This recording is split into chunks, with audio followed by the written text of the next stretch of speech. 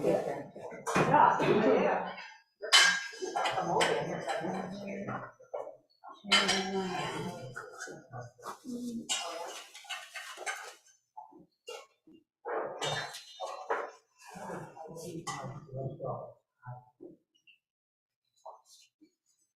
Are you?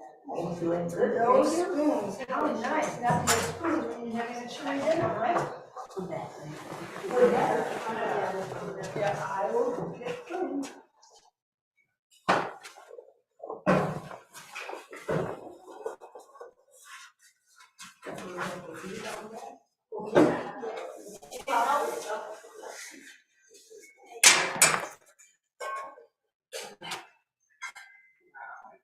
Hi, Amy.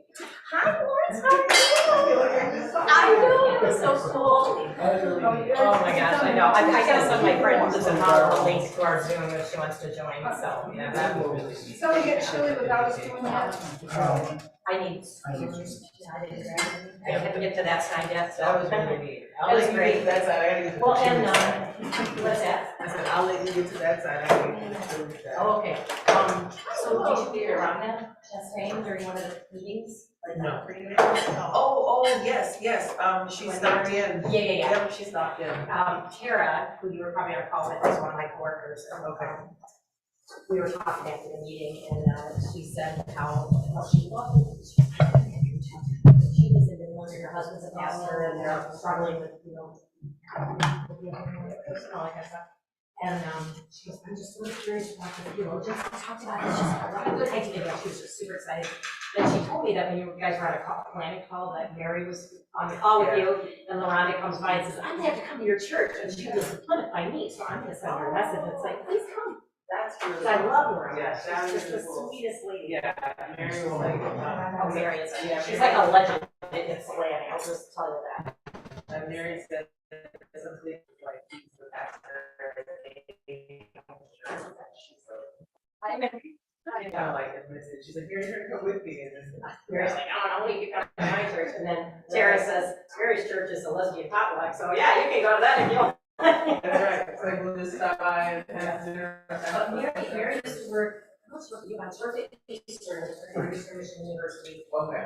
And I'm driving my daughter somewhere, when she's still in college, Eastern, and I said something about, I said, there's Mary Larkin, and I guess from, you know Mary Larkin? I said, oh, you know, she's amazing, and she helped me with the stories and her about the Greek life with some of their organizations and stuff, and all this stories. She's amazing, do you know her? I was like, That's really. my status told her because I was. Pretty mutual. Everybody that I talked to, Amy wrote me. Oh, that's so funny. Oh, man, I remember one. Well, I had salad.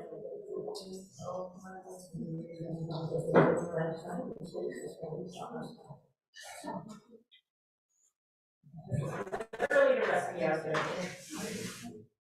So I think everyone, you know, everyone likes it. Right. Yeah.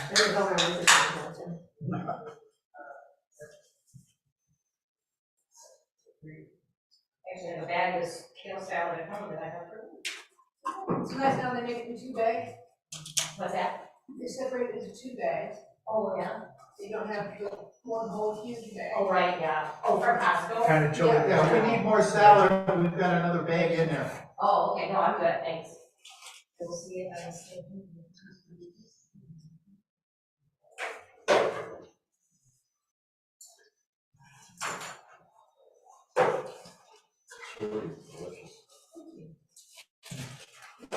Sweet, actually.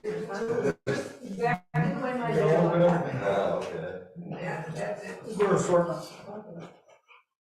Oh.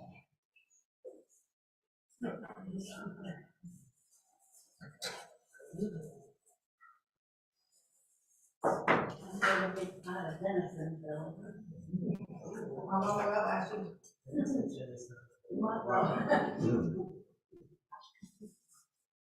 Where did Johnson come from? Man that I let on my property. Not that I need it, but you guys need butter there, they don't see it. Couple pounds of Right butter. behind the refrigerator. Oh, nice. It's funny, but- I have a friend who. He's from Wisconsin. And One of those in here back there, changes mine. So they have all kinds of, you guys can do that all year round.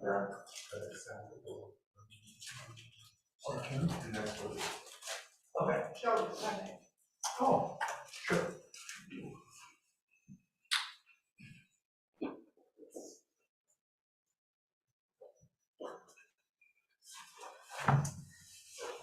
That's not.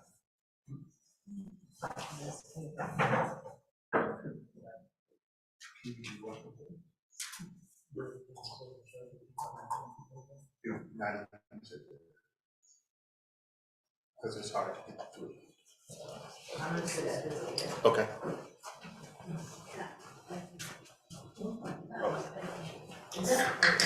I left out, there's gonna be 2 more days, you can show water. And then sharing, plus there's. Somebody gets a little more, right?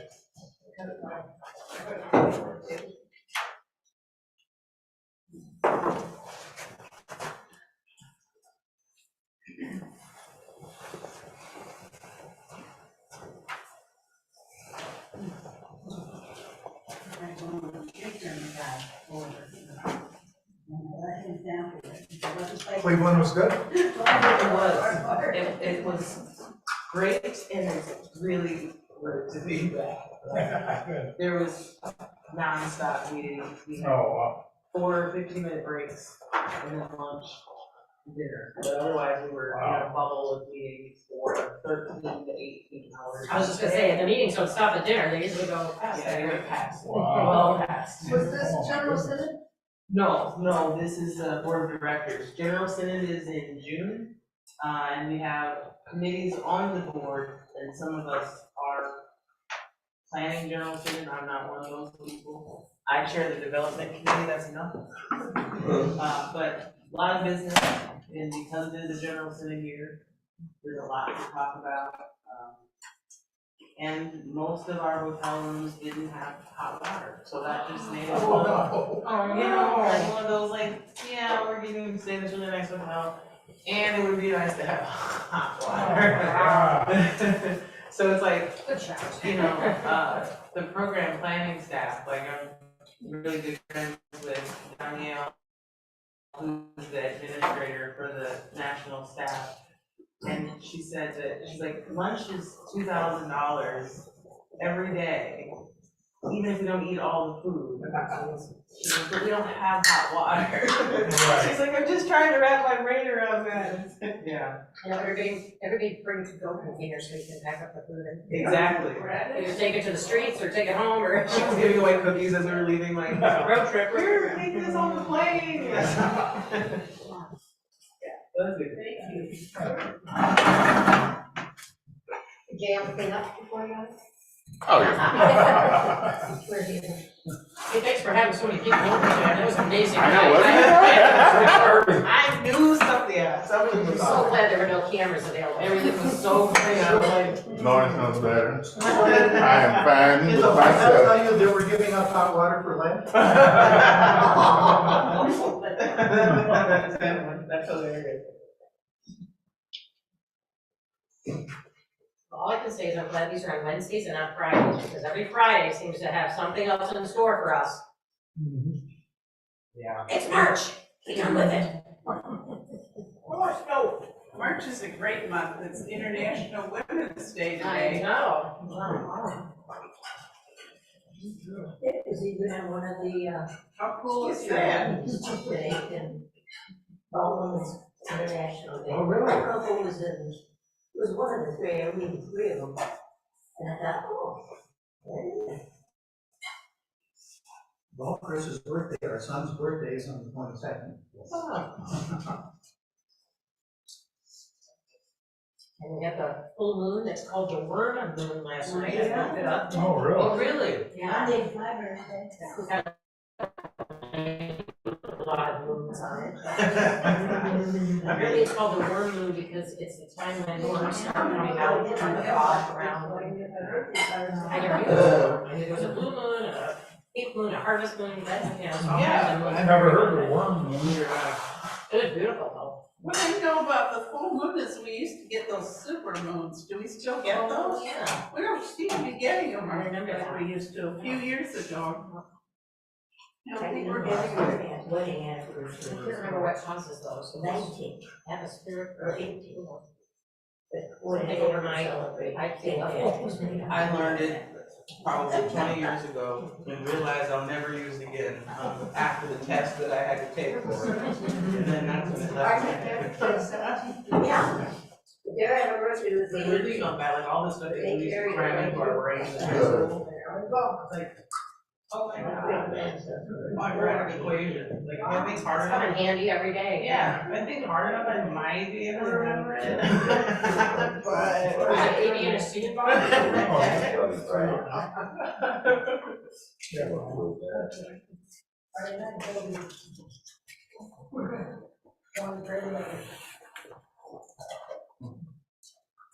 Do you remember the total eclipse of the sun in 2017? Yes. Yeah, I saw it.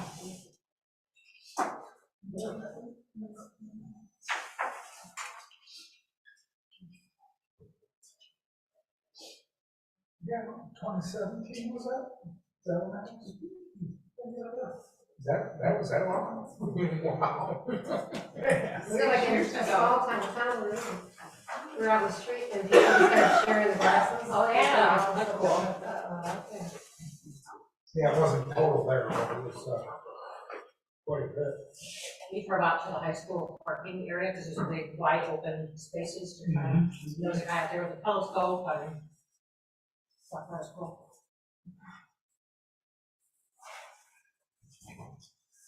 Makes you think about our ancestors and how they interpreted those things. Yeah. How they Yeah. read to them and. It was kind of eerie. It was kind of weird. It's like, I saw it. Everything went dark. I don't know how to move. It was happened at our place too. Yeah. It's really weird. Or people are gonna be suffering Friday night now, if they're gonna have their school. Or Friday night storm. I thought you were just saying that because of the last two Fridays. Oh, it's just another No. snowy Friday. Didn't get hit again, did it? Apparently Michigan has a relationship with snow and Friday. Break up that road. We need to see other people. Exactly.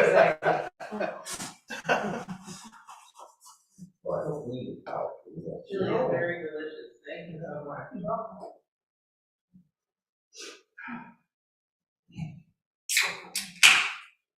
It seemed like it was 80 years ago. So much has happened since then. Yeah, really. Pandemic happened in 2019.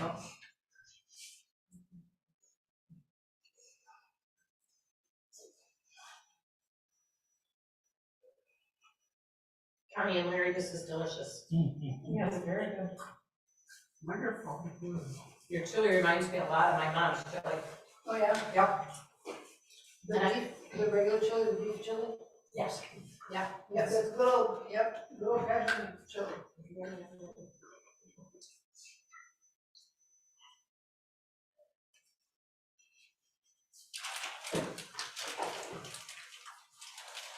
Well, you don't know how many people there are gonna be. And you have to make sure there's enough for everybody. There's gotta be something you like about it. Yeah.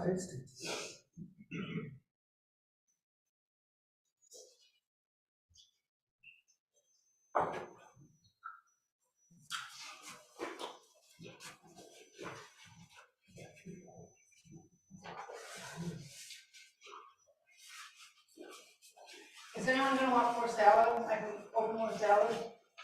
No,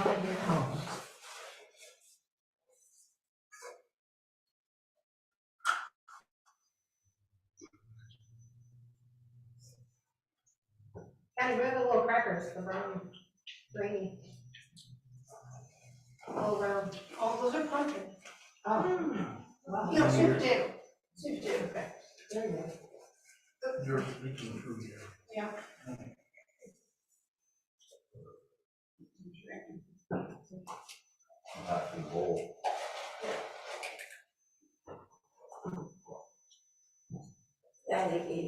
this, did you get the year and stuff? Yeah.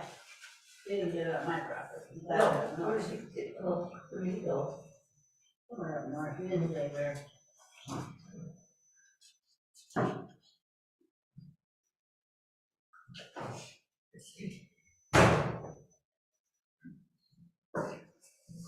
You know when they close that? Well, I was surprised, I don't know. I got off 275 now, because there was an accident. And I'm coming down Grand River, like, oh, it's closed, there you go. Grand River here, I don't know. It was closed for so long before. Because we had mild winter, they're gonna, finish the other half. Oh, God, they had to make longer, they're finishing the other one, that's good. Okay, that makes sense.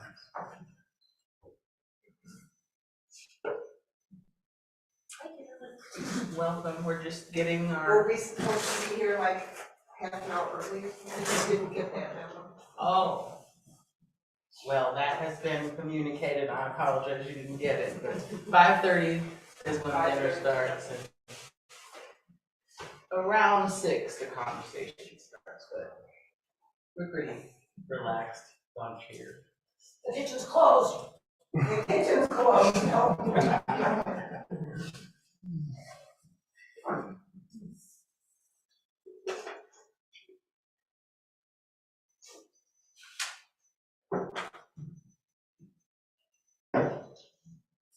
Okay, Sharon Ryan.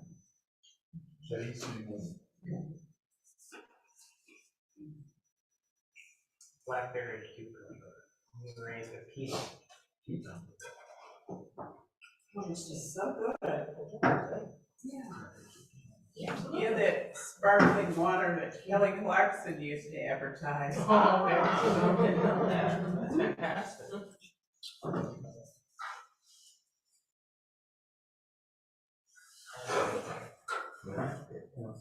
No. Let's get another one.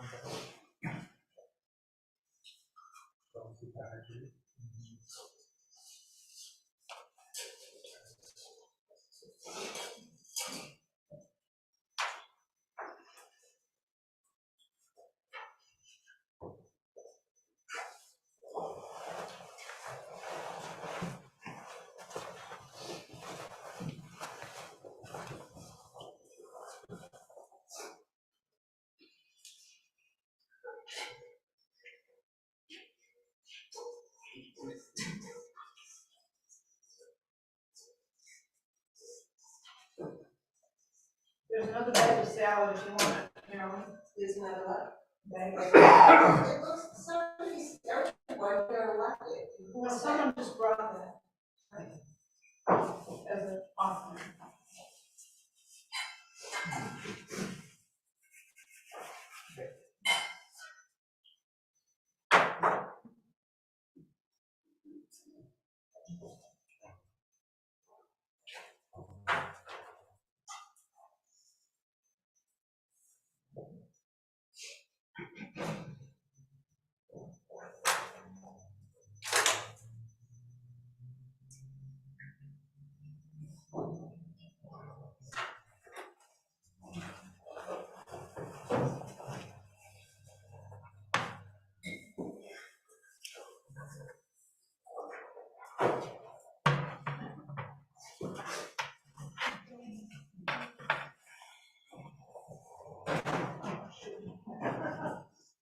Wait till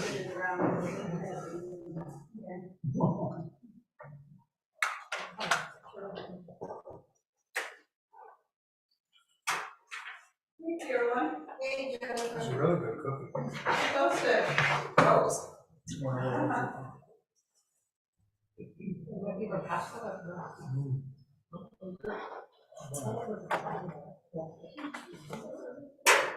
Yeah, I think it is.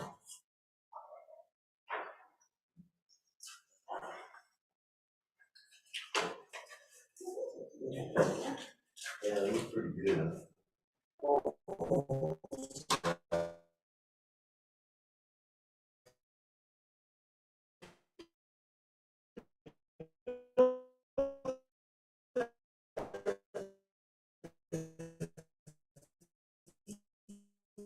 I thought they looked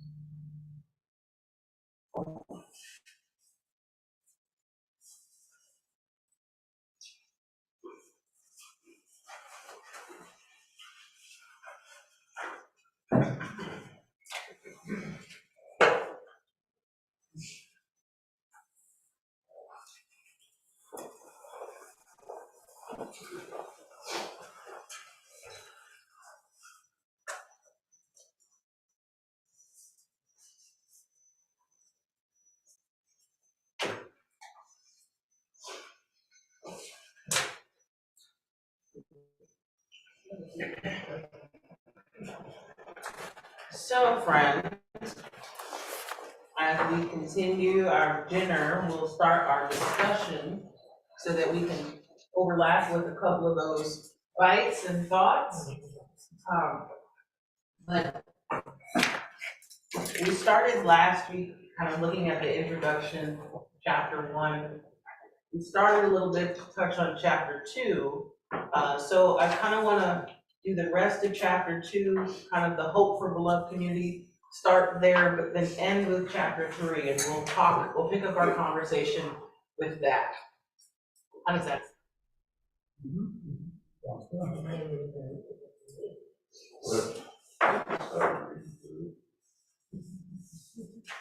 So in the end of chapter 2, the author talks about kind of this hope for beloved community and how that transcends race and religious tradition and time, that many people from many generations and many traditions are all advocates of this thing called beloved community. And that's the thing that we find ourselves also advocating for, hence the need for these really hard conversations.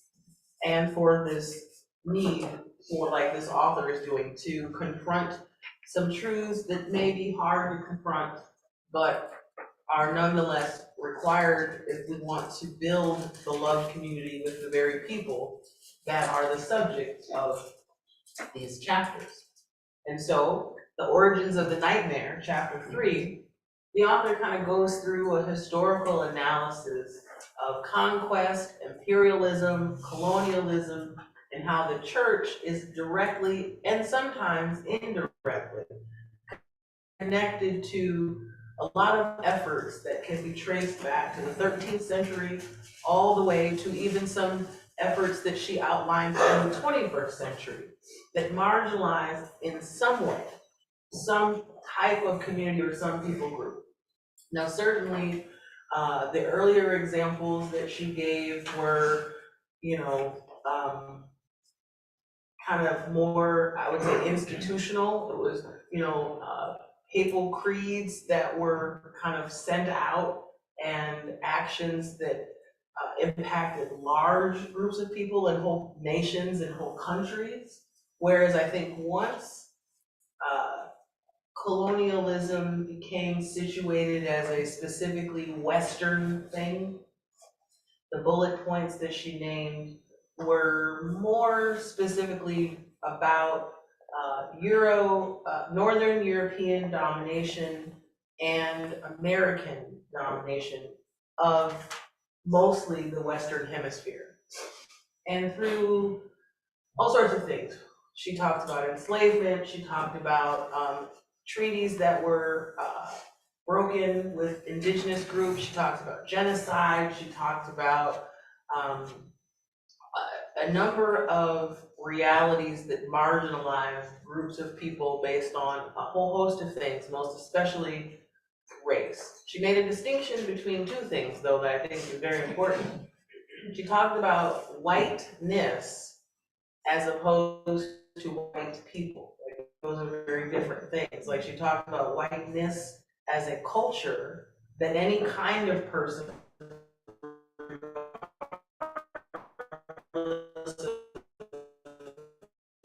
skin color can find themselves from white people, specifically those of Euro or European descent.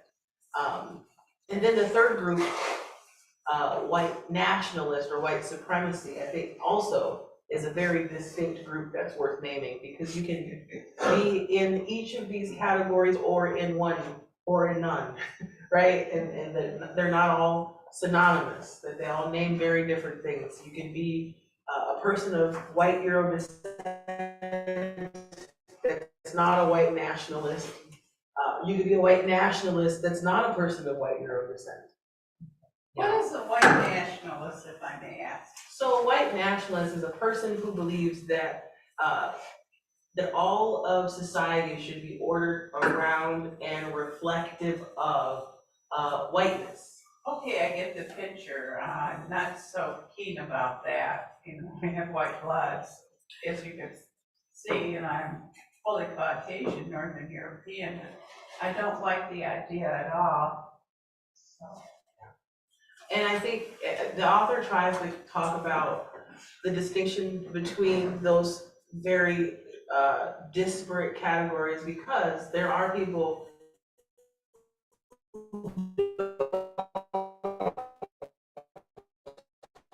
like those categories. And there are people who do, without generalizing. Just like all Black people aren't thugs and criminals, all white people aren't white nationalists and racists. So we have to be able to, and no, are these categories conclusive? I don't believe so. I just believe this author uses these categories to have these conversations, but that we should be mindful that there are other categories, I'm sure, that people could use, but these categories help us to organize the conversation. So I have one first question to open up the floor. Did you learn anything new, or did anything surprise you? I thought it was very interesting when she reversed the terms white supremacists and supreme white. Can you say more? What came up for you with that? Well, just the attitude.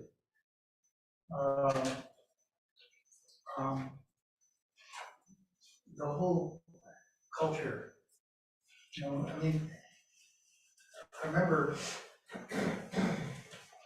last week I was struggling, trying to understand the concept of the beloved community. You know, I have a better idea of where that's going at this point.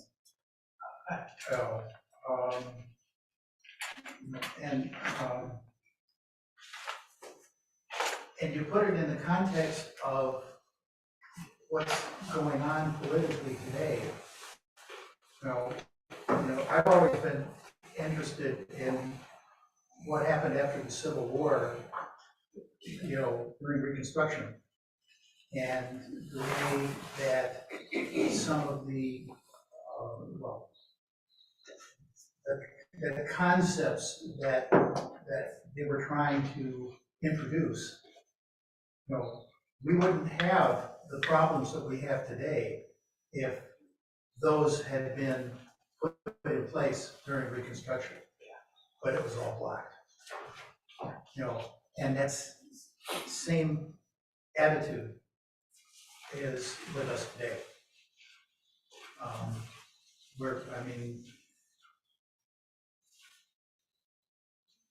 That's all I'll say.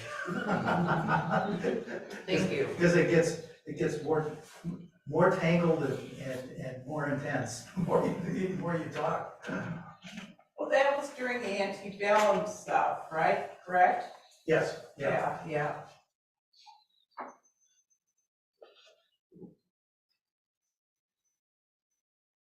What others? Can you repeat the question? Did you learn anything new, or did anything surprise you when you're reading? And even if you're not yet at chapter 3, I think that can still apply. I think what surprised me most is lots of what she was talking about is what I feel, but I don't see that out in the world. And there's somebody else that gets it, and that made me feel hopeful, because you know, last few years, just the way the world is, it's hard to feel hopeful.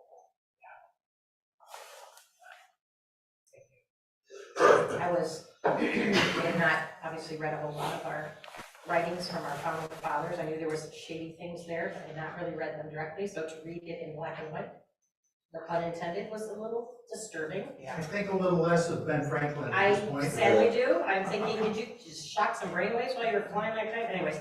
But, you know, reading her history of it, it's like so ingrained and it goes so far back. And, you know, I mean, I know generational and ancestral trauma, you know, it just makes you think about the genetics of people being seen as less than for so many times, you know, and then that perpetuates. But the other thing that really struck me was, the idea of being self-centrism, which I thought was a really fascinating, I'd never heard that term before, versus self-centered. And I thought that defines a lot of stuff in our country right now. You know, everything revolves around us, and we are, and that to me is also that nationalism thing of we're the best. And my mom used to complain about how many flags there were everywhere. We went to Disney World visiting her sisters who lived in Florida. She was like, oh my gosh, another flag. Not that she wasn't a proud American and happy to be in this country, but the order is, you know, country God for some people as opposed to That's God, mine. you know, kind of thing. So, Well, that's because God favors us. of course, you know, we are, and the lovely white, what the hell is that? Sorry, excuse me. That was just. That's, anyways, that surprised me, and I learned something. I've seen so many of those groups on talk shows and on TVs, and they just make me sick, these white nationalist groups. They think their way is the God-given way. The way they look is awful too, things they do. It made me understand, not agree with, but understand a little better why so many groups are complaining about actually teaching history the way history was. Yes. Yes. I understand why they can be quite upset. I mean, this is hard to read.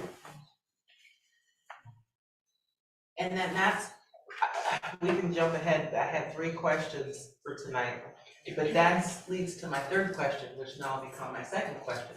Because you're right, this is why books are banned, this is why certain authors are said that, you know, they cannot come into certain territories or jurisdictions to speak or to have their books, you know, in libraries and stores or there is, because the truths that they unearth could cause a reaction that can't be contained.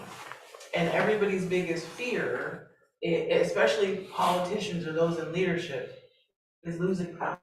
Whether it's losing control over your, you know, community or losing control over your constituency. If they all of a sudden, and I'm setting this up so that I put JM on the spot to talk about this, because in the Black church especially, there is this propensity to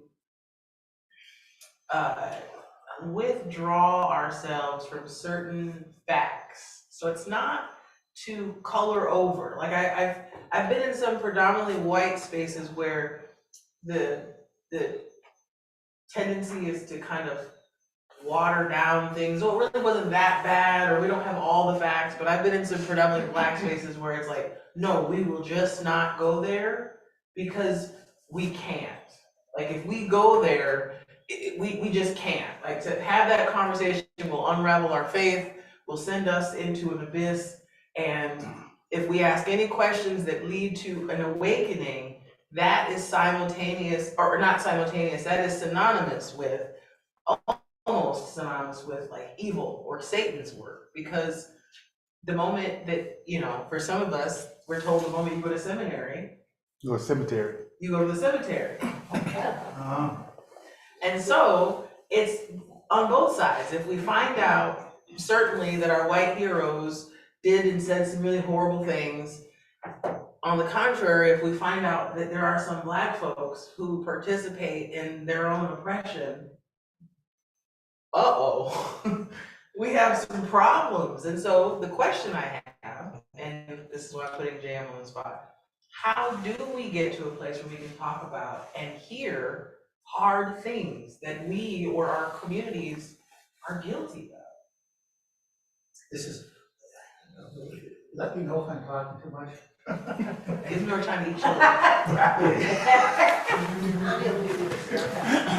Let me know if I'm talking. Years ago, I had a student that I cared about a great deal. Young Black person, young man, and he absolutely fell in love with the bass and badly wanted to be abusing the youth. And, you know, and at that point, this was before I was teaching at Wayne State and everything. Now, there was some political stuff going on at the same time, I won't get into that. Ultimately, he was not able to do that. His parents would not let him. They did not want him to have anything to do with classical music because too much of it had been written. It was written by dead white Europeans. Yeah. So that, Yeah. you know, that's the other side of, Yeah. you know. I was thinking the other day, classical music to white people is what gospel music is to Black people. There is a root that's divine. And when you become awakened enough, you can see the divinity in other forms of music, of course. But when you grow up with that as your base, anything that threatens that can almost seem not divine or evil.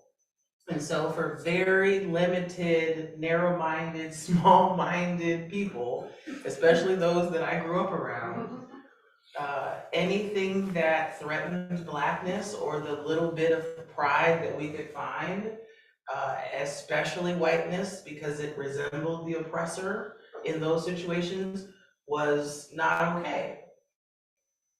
And if I hadn't, and my siblings, if we hadn't become people that traveled extensively and been to other countries and seen that oppression can have many colors, there are Black people in predominantly Black countries that oppress each other, so then it's not racism, it's classism, or it's power, or it's gender, or it's all these other things. But we can't always say everything is racism. Every problem that you have in your life isn't always racism, and yet we can name those times when it is. Well, jazz, you know, and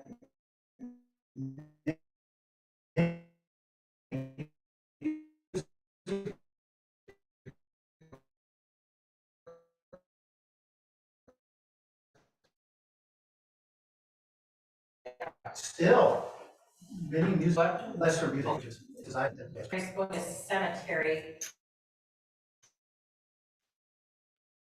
Why was that? Because it was predominantly white cemetery. It's not about the spirit, it's about rational intellect. And so for a lot of Black people, the rational intellect calls them to be oppressed.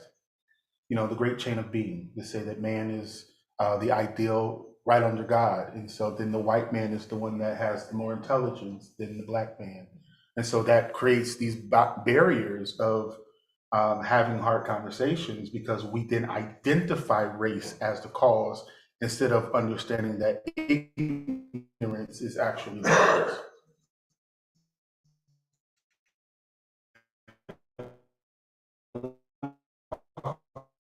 Ignorance because we have loyalty to the things that we believe right. We do because we want to be more do and learn something that by law it protects those who need to be protected the most. That's why activism is a thing, because it is illegal in some places to do activism, but it cares for the least of these. To speak to the point around the theologians tend to call it, they call it Paul Knitter, which is a theologian that is both a Buddhist and a Christian. He calls it sacred canopies, but we know them as sacred cows, which are things that if anything bump up against it, the mind literally stops. You can't talk about that. And one of the biggest things in the African American church is the Bible. And we understand that the sola scriptura, the Bible is the infallible word, is a thing that's not just in the Black churches, right? However, for instance, my grandmother came from the Deep South, and she learned how to read with the Bible. So now the Bible not only carries a spiritual connotation, it also carries a personal and social connotation because that's the only book that many people could own. And then it became a heirloom or something that was important that was passed on.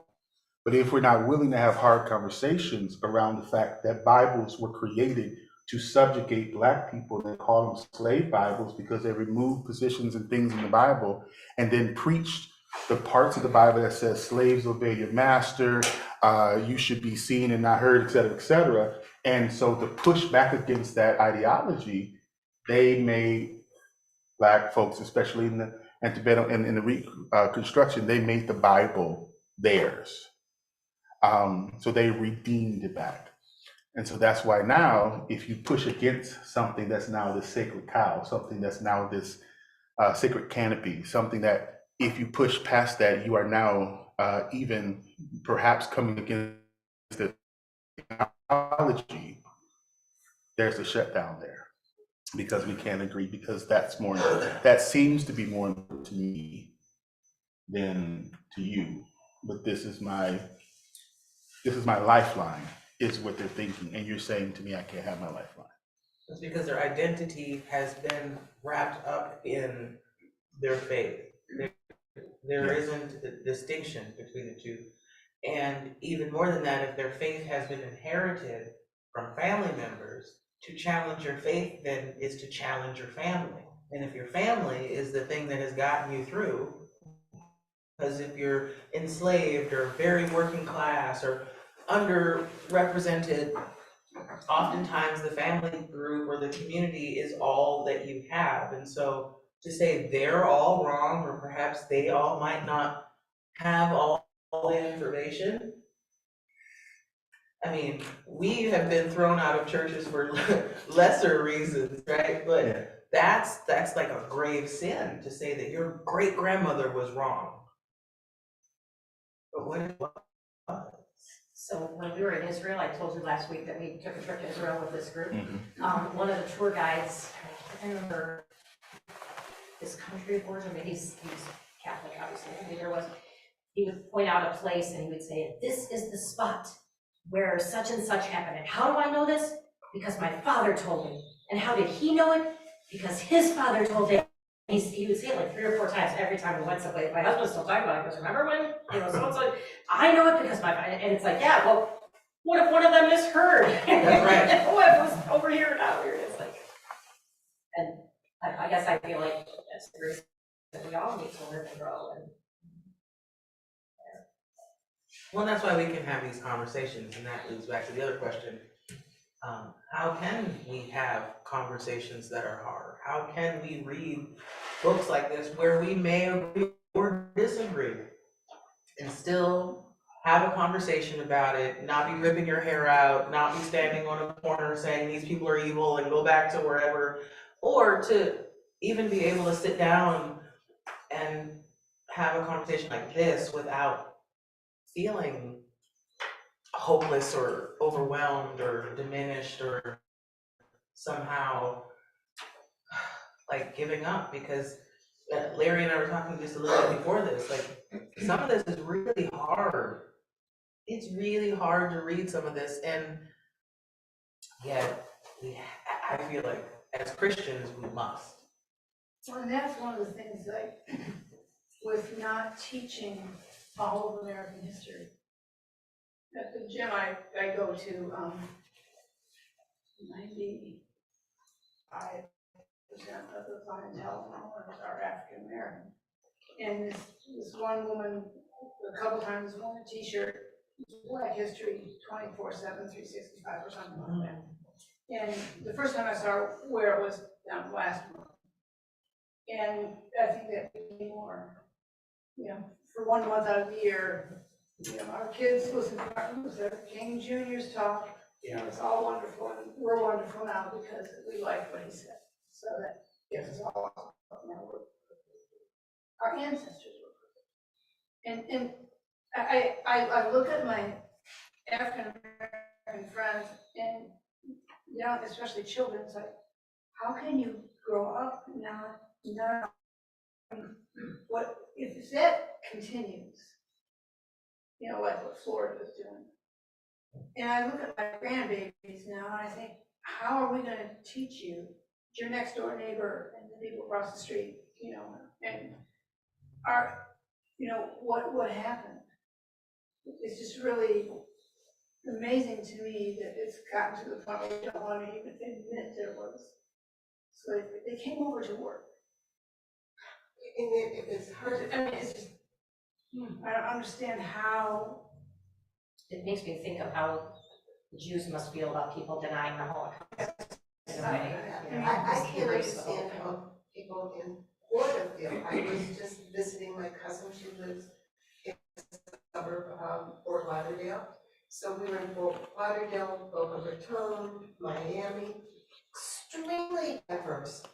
How do these people deal with this every day, knowing that their governor and individuals want them gone? They don't exist.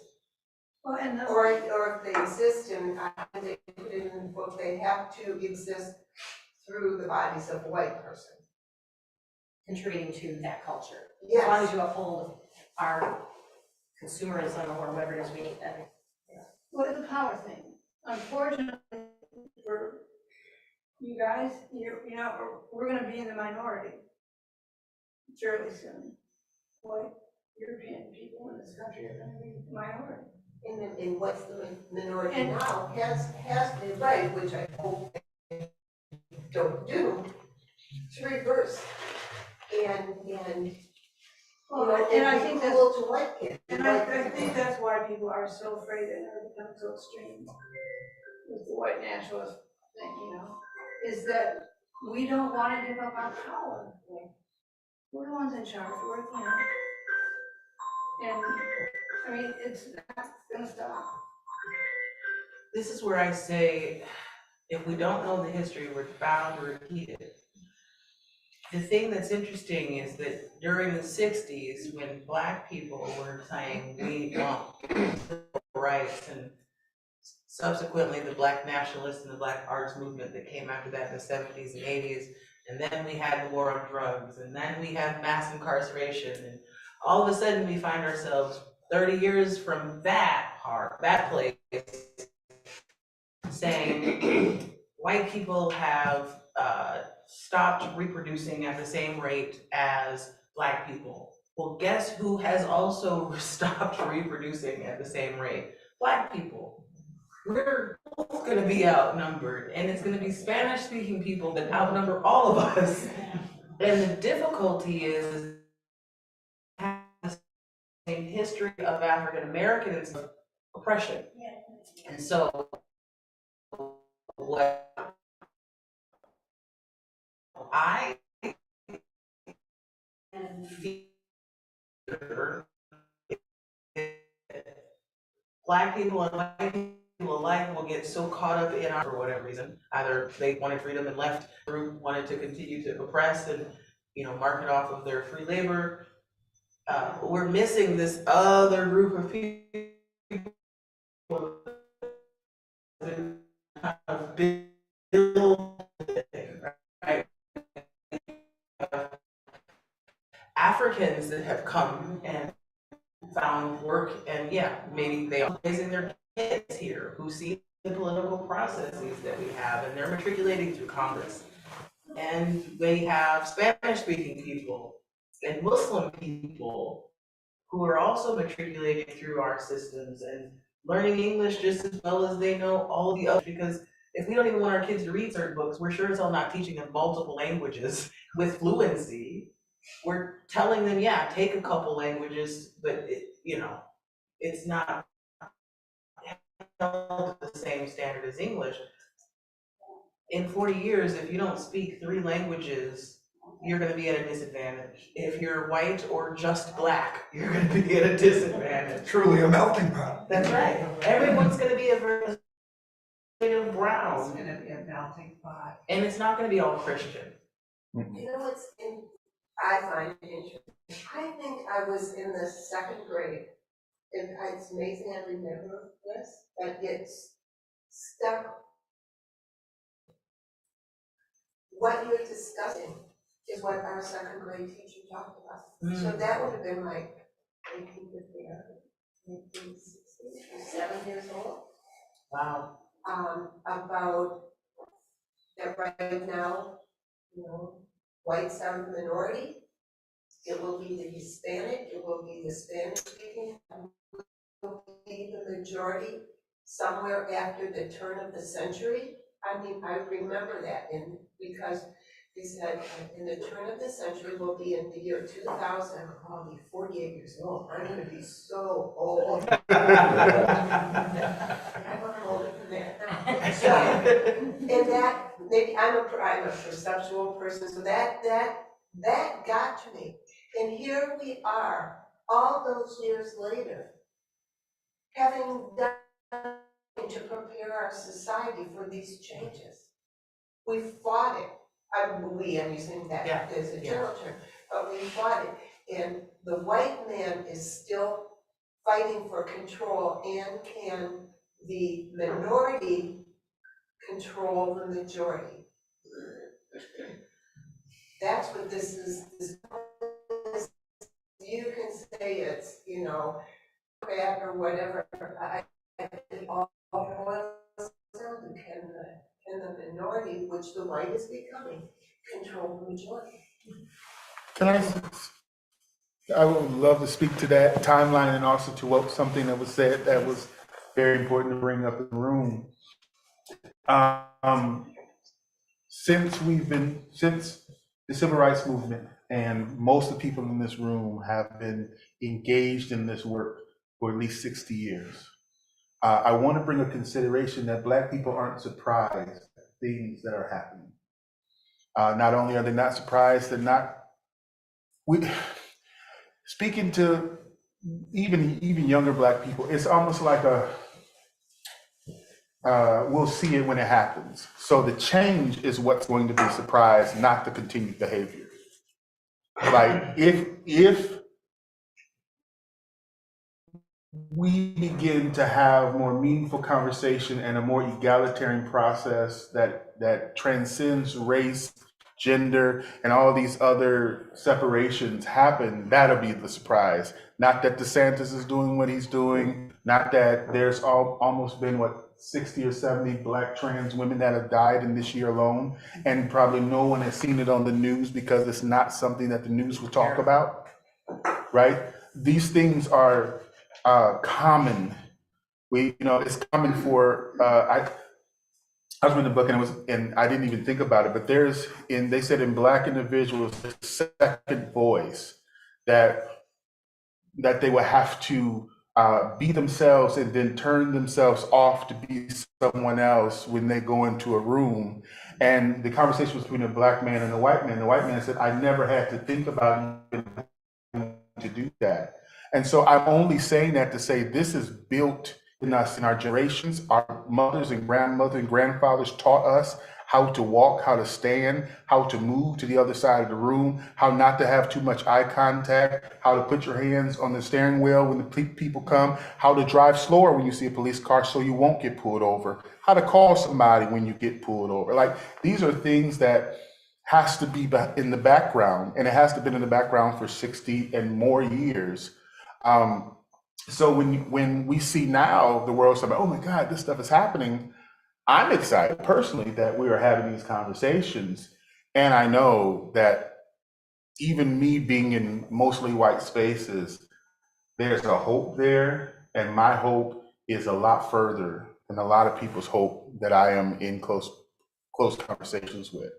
No one is really, a lot of people aren't really thinking that a difference is going to happen. And so that's why it's important that I believe that we're having a conversation like this, because it is changing the narrative, because you're saying, we had this conversation when I was in second grade. So this is the conversations we've been having.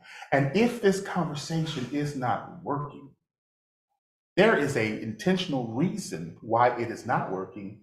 And maybe it would be more important to find another way by relief, even outside of having a particular race conversation. Was that teacher, do you think, at her time, more open-minded in today's world? Would she even be allowed to discuss that she talked Yeah. about, you know, Hispanics and Spanish speaking people would be, and they are, you know. Would that, you're in the schools, would that even be discussed today? Probably not, but I was thinking when we were talking about this, being in the schools and just being with elementary kids. Yeah. I wish our world could be like that. They truly, you know, I know they see color, but they all, you know, all different nationalities, all mixed, you know, it's not like all the black kids here and all white kids and all the Indian kids. They're all mixed together, and it's just, when I see that, I love that, and I hope things don't change for them, you know. Yeah, That's what the girls it is, house, early it's years. United Nations playing in the backyard. Yes. Love it. Well, it's funny, because during our orientation, we do orientation on Monday and Tuesday, with people across the country for Trinity Health, and we'll have, a couple hundred people on the call. One of the things we talk about is looking at diversity, equity, and inclusion in the healthcare space, not just from colleagues, but from patient care, and making sure they're getting, you know, equal care, and we're watching out for things that we might have dismissed in the past and things like that. And one of the things we talk about is that we know our, you know, our patients going forward are less likely to be to speak English as a primary language. They're less likely white, less likely to be college educated. There's a giving equitable care so that people can follow their healthcare requirements to stay well, things like that. The classic example that's used, you guys have probably all heard about it, the two twin girls. One parent was African, one was white, and each girl looks like one of the parents and is having all this pain, and they can't figure out what's wrong, and the Caucasian parent brought her to the doctor. And they can't figure out what's wrong, give her some medicine, send her home, whatever, comes back a little while later, same problem, blah, blah, blah. I think by the second or third visit, the African American parent brings them and says, wait, are you the parent? And she had sickle cell anemia. And they never looked at it because she presented very fair skinned, so they never even thought of it. And yet, genetically, she was absolutely, you know, so, you know, we look at that, I'm very fortunate for the company that I work for, because our CEO will say outright, and he declared, you know, racial injustice as a social health problem that we all need to address. And so he's very active and very forthright about, you know, we need to look at this. We need to look at where we made mistakes. We need to look at why we not treated this patient the way we treated it. You know, what are the barriers, the biases that our healthcare people, you know, and I have friends who say, oh, doctors don't think that when they go. I'm like, are you serious? What about even a woman? They're gonna treat it differently. Yeah. You know, let's not even get into the gender thing, because that's gonna. Well, and the DEI, I mean, there are some laws that are being passed in state legislatures that are banning, you know, like, public or governmental agencies from having DEI, programs.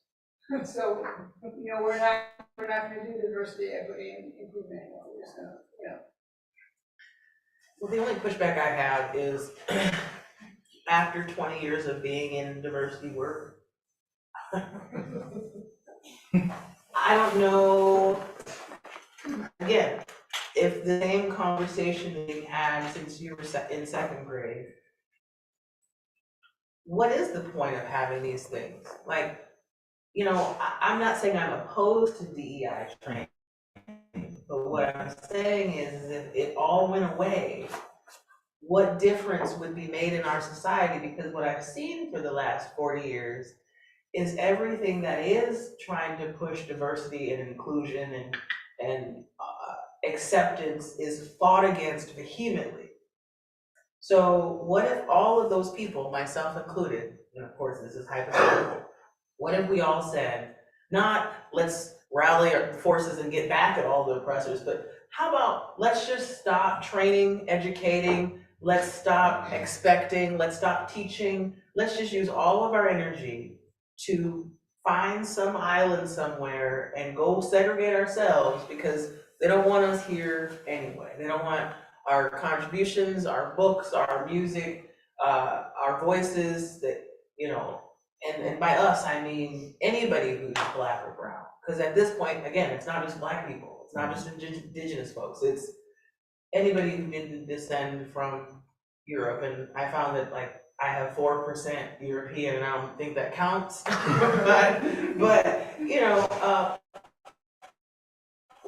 what if that were the reaction, instead of the push toward equality and civil rights and gay rights? What if we just said, America was literally created for the advancement of white European males, and anyone else, not just get in line, but there is no line. It was not created for anybody else. Jewish people, even Catholics, like, this was a white Protestant European destination.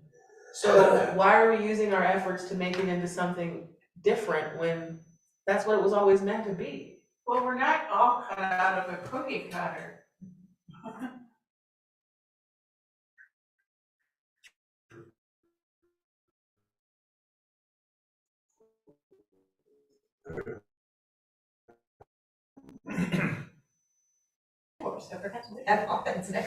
When it becomes a check the box and how many butts in the seats did we get through, did you do your man, everything, that's not gonna change hearts, right? We know there's people who are never gonna, you know, they can watch as many videos and have as many experiential conversations or lunch and learns or whatever.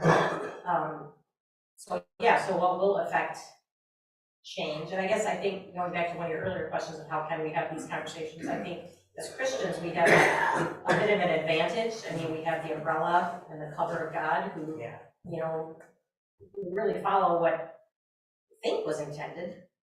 Shouldn't even be a conversation, but here we are. Right, but with, even in the Christian community, you know, I've been called, oh, you go to that liberal church. Wait, don't they call it the liberal gay church now? I thought we had a new name. Well, I've never told that person that. All right, there you go, there you go. Some things, you know, you just don't go down that path with some people. But, you know, and then there are folks that the only true Christians are the ones that don't have sex before marriage, who don't kiss anyone other than their spouse, that, you know, there's no divorce. I mean, it's just, there's no, you're not gay, you're not, you know, it's just so black and white. And most people are like somewhere in the middle trying to figure it out. Like, you know, in the Christian community, if our community is so diverse and candidly, it makes you wonder, we ever get there? Yeah. I mean, especially, Amy, you could back me up on this. When we were on the search committee, a lot of the people that we interviewed for pastor talked about how many of the churches that they talked to said that they were open and affirming, but they weren't really open and affirming. And I'm sitting here thinking that when you asked about having conversations like this, we started on this road years ago when we declared we were open and affirming.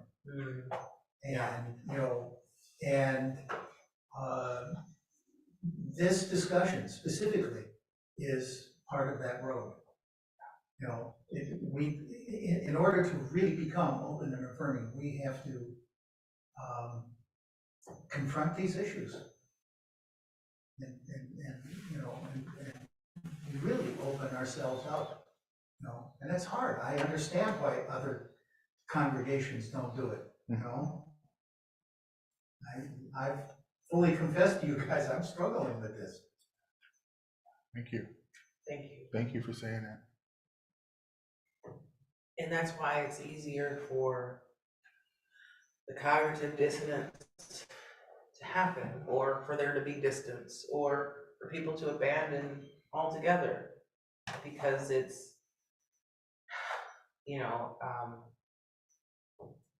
I think about white flight during the 1950s and 60s. It was for a number of reasons. Violence in communities, underpriced housing markets, fear of Black people coming in and taking over the community, and fear of the diminishment in value of communities, and fear of drugs, and fear of crime. And so, and for some people, fear of intermixing and races coming together and kind of blending.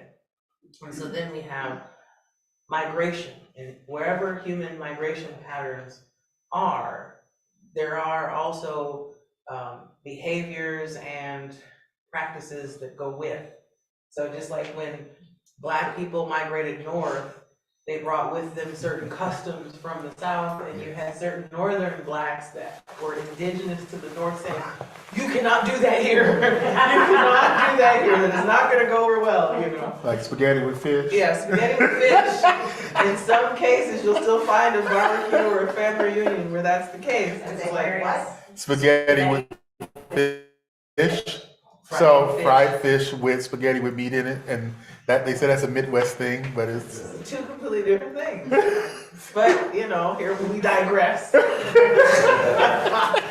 you know, it's like, do you dry your rain soaked shirt, you know, on the porch or over, you know, the balcony ledge, or do you put it out back on the line? You know, like those little nuances where some of us wouldn't even think twice. We would just, you know, but for people coming from other countries, for example, I dated this woman who came from Nigeria, and she had 3 wonderful kids. But culturally,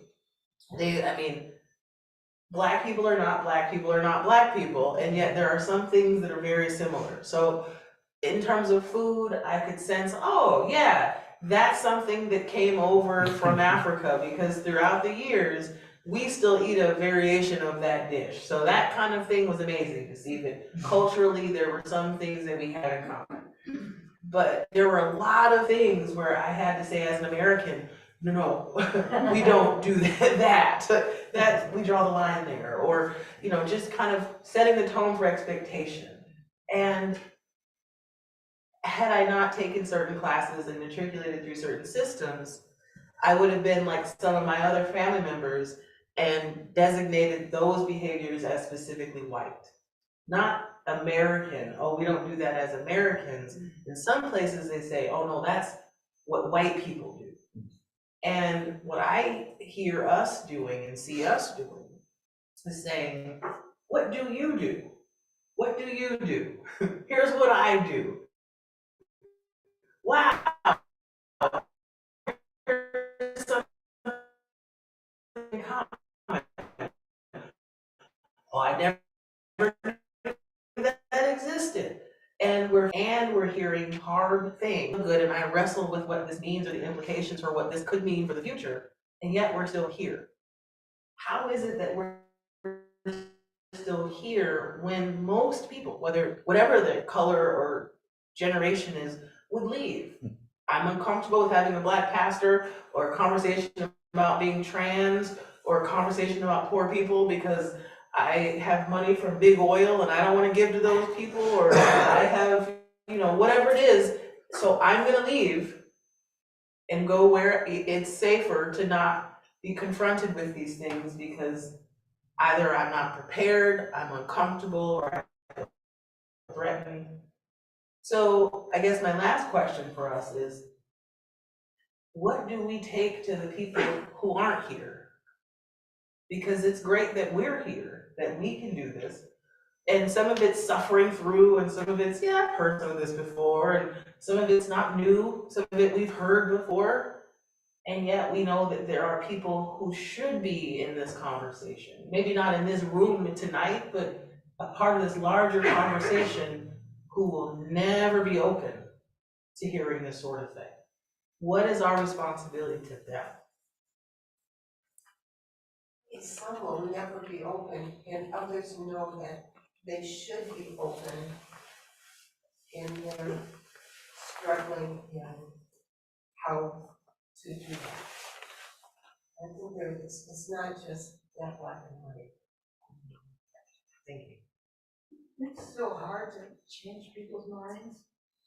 We started watching Yellowstone, which is a fun show, but it's making me think what it's like out west, and what it's like to,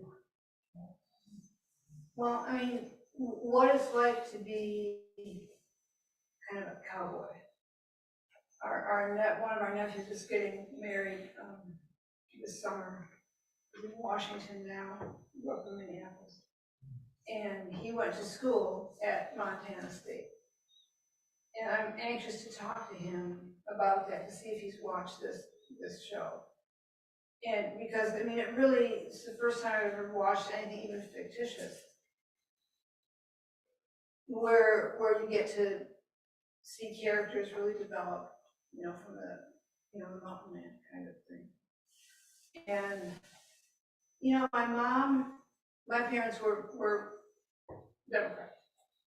And my mom, when Obama was running, when in the primary, she wasn't crazy about Hillary, but I think she was gonna vote for her.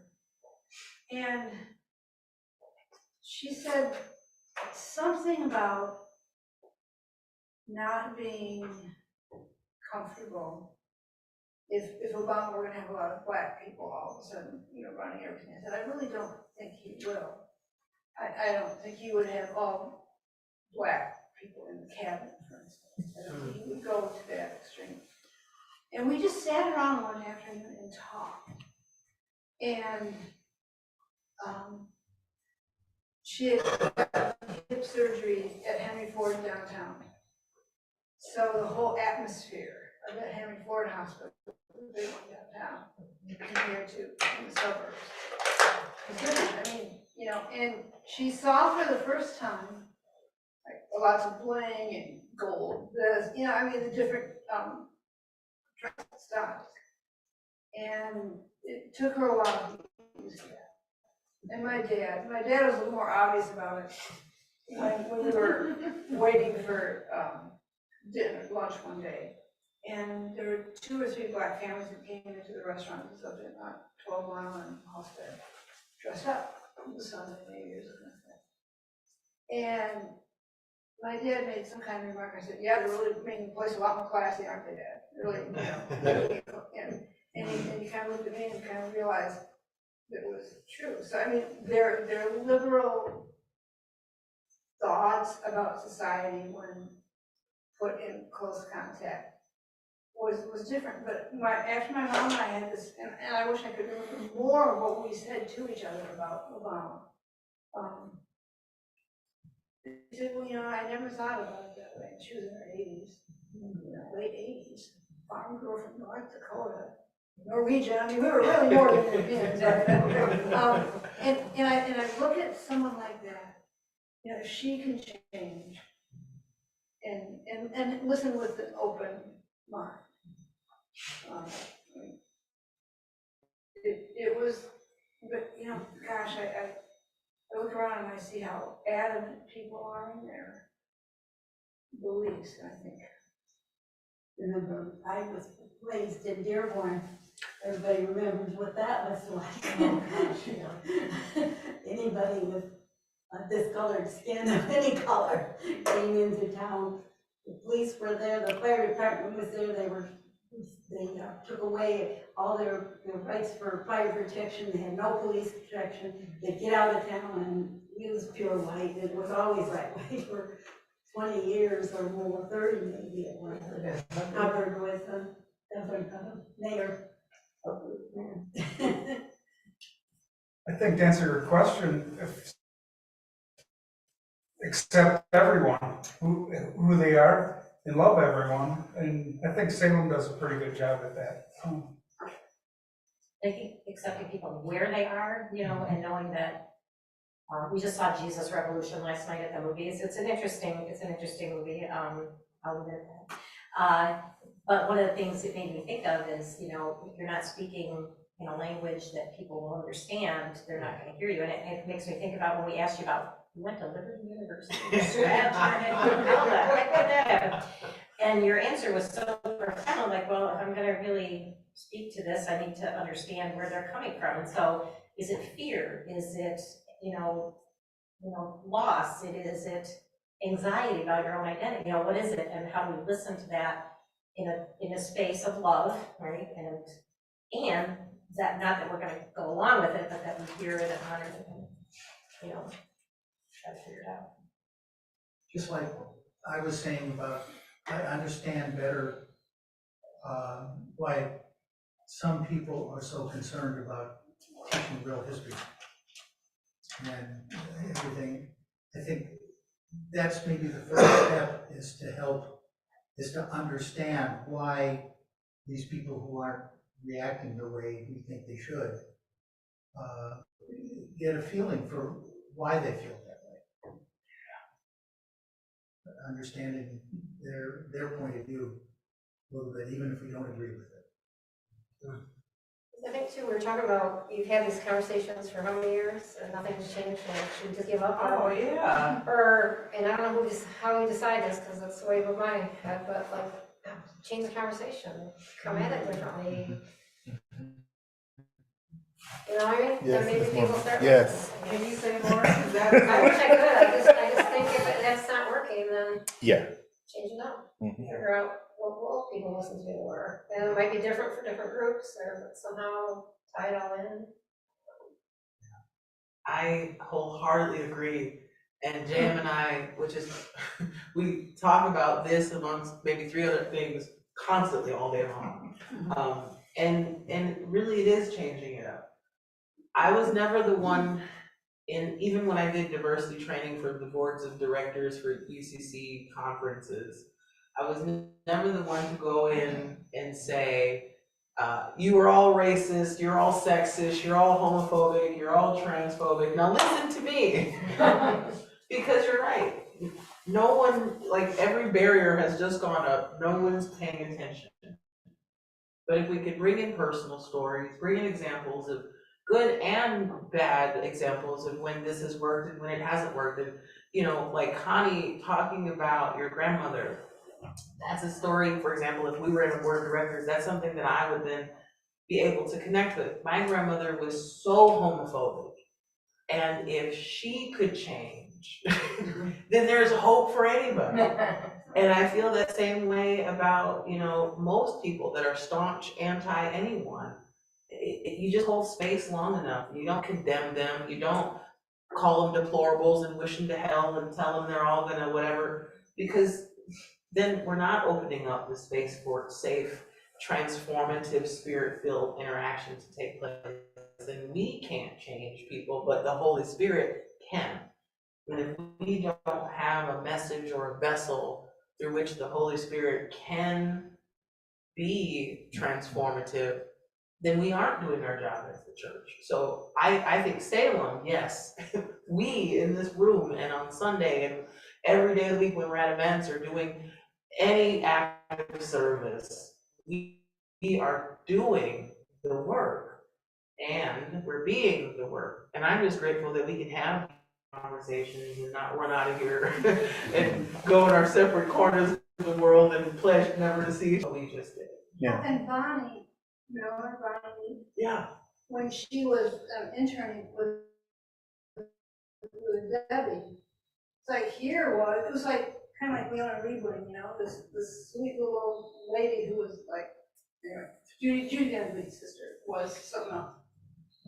And so here's Bonnie, a middle-aged white woman, you know, who was just this sweet woman who happened to be a lesbian. And then she got married, and her wife was a member here, very active for a while. But I think probably that coincidental timing of Bonnie coming in to intern with Debbie when we wanted to go. Yeah, it was just terrific, because she was just like your next door, your sister, your aunt. Well,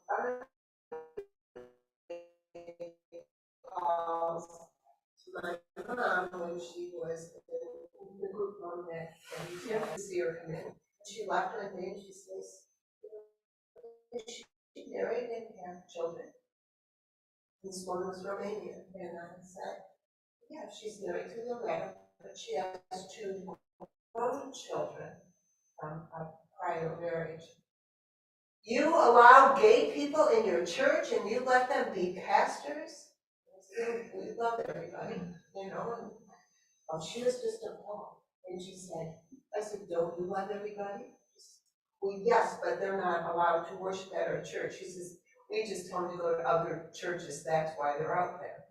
So, Here's our card, please join us on Yeah. Wow. so, Well, what I'm talking about, Wow. what I was gonna say something about is you hear all this stuff about kindness, love, caring on the TV, and are people just giving lip service to it, or do they really put it into practice? Right, you just testify. Amen. Amen. I think one of the things that works here is being graceful. Grace here. We saw examples. You spoke about your grandmother. That gave me strength because I have been doing this work all of my life and I'm getting tired. And there's a lot of those who are Black and brown who are doing this work and they're getting what has been called for no reason.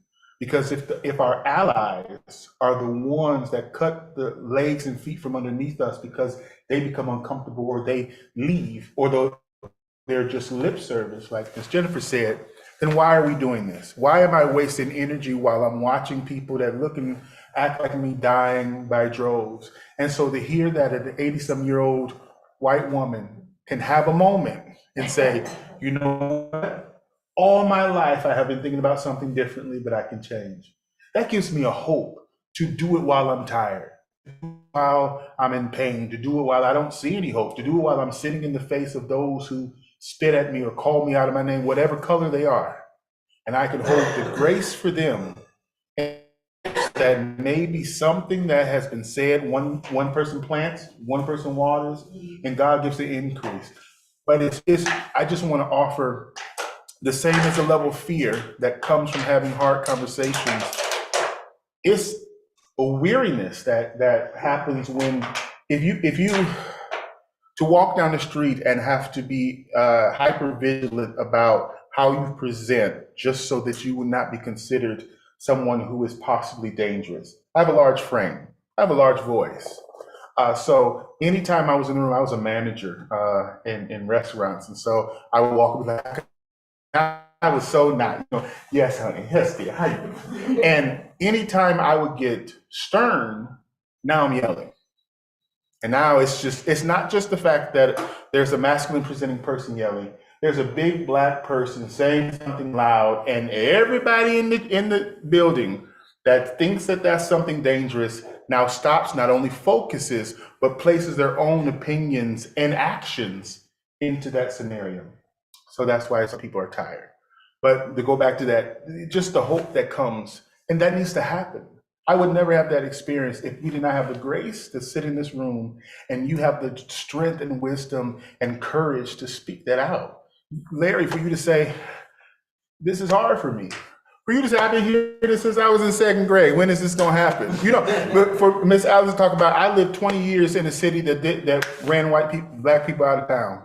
Right? And yet you are sitting in a church with a Black queer pastor and a partner, and you know what I mean? Like that's the testimony that when I say we overcome by the blood of the Lamb and the word of testimony, that's what that means. It doesn't mean that it has to be right. It doesn't mean that it has to be all put in a box. If I can say I'm tired, y'all, I'm just tired. I'm tired of having to be nice around all of my intersections. I have to be nice to queer people about me being a Christian. I have to be nice to Black people about me not being in Black spaces. I have to be nice to white people about me being Black in white spaces. It gets weary.